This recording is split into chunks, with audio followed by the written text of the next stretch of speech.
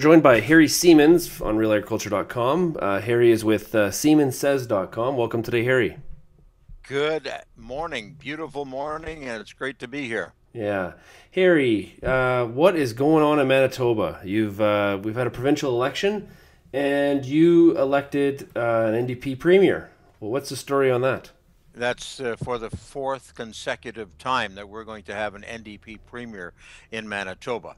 It's the biggest thing was that the Hugh McFadden and the Conservatives, they just didn't have it together. They didn't have a team that was ready to go head to head with the Prime Minister, and at the same time just played soft. There was lack of vision. There was lack of purpose.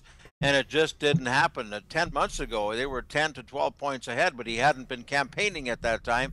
As soon as he started to campaign, it just seemed to wither away. The popular vote was very, very close, but the seats were totally different.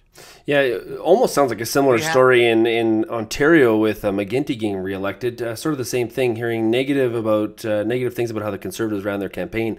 What does this mean for any? This basically means no changes for Manitoba agriculture, I'm sure.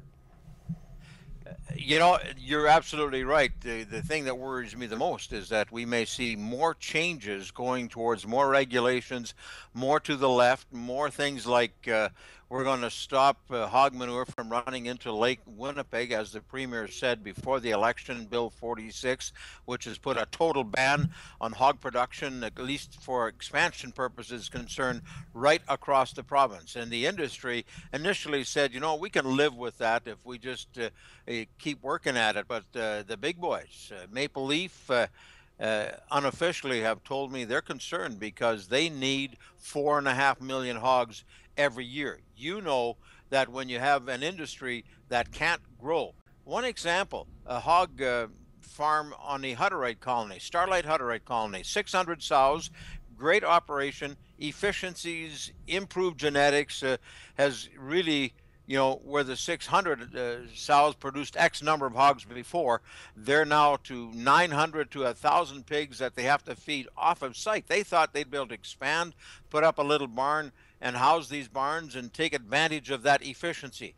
They can't. They have to go off site and find some barns where that is it. So that's just the start as far as I'm concerned. There's an attitude within the NDP cabinet that I've sensed over the last number of years that if they can stick it to agriculture with more regulations, they're going to do that. There's even been talk about maybe fertilizer spreading in fall. They'll have to put more restrictions on and those kinds of things. And I keep saying if they can do it to one industry, they can do it to another. And I'm not an extremist. I'm not here being an alarmist. I'm being a realist, and this is really what concerns me. Yeah, are some of these regulations, like, you know, when you talk about manure going to Lake Winnipeg, there has to be regulations already in place to monitor some of that, no? Like, or is this just taking it way over the top?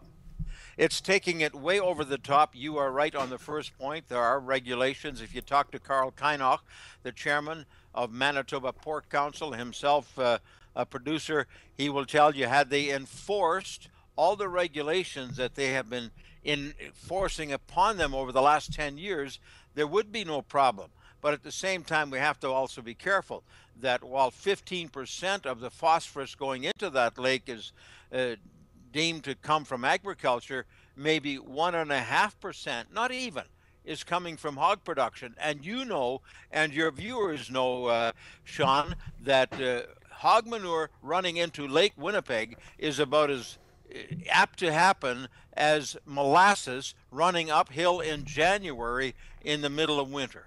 Mm-hmm.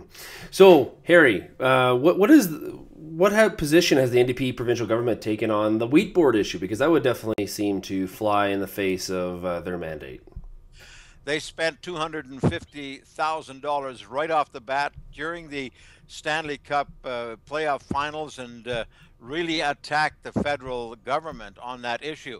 And yes, they have totally gone on that. But you know something, it's interesting to see Keystone Agricultural Producers.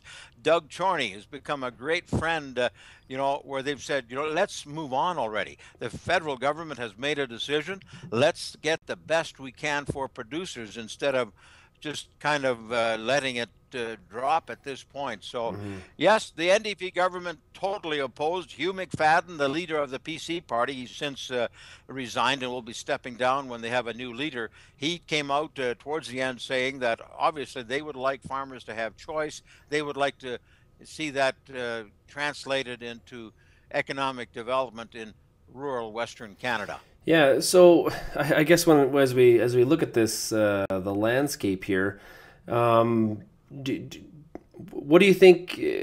Like, did the rural people that supportive of the NDP, the farmers, or how did the vote break down? It broke down very much rural. I mean, a lot of that rural to urban, a lot of that, those high numbers, when you start comparing the popular vote, we had ridings where the Conservatives didn't even have really very strong opposition at all. I know in our riding here, Winkler-Morden, they had two token candidates that were dropped in from Winnipeg. The one just east of us, Emerson, they had two token candidates that didn't even respond to emails and phone calls when they wanted to have a debate.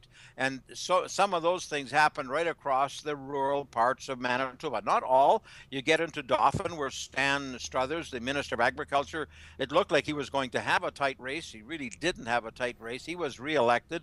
That's in that area.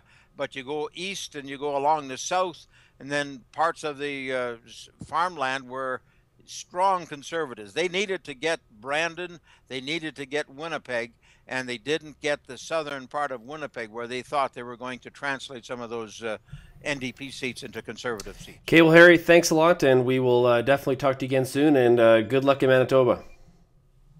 Thank you very much, and it's good to see you.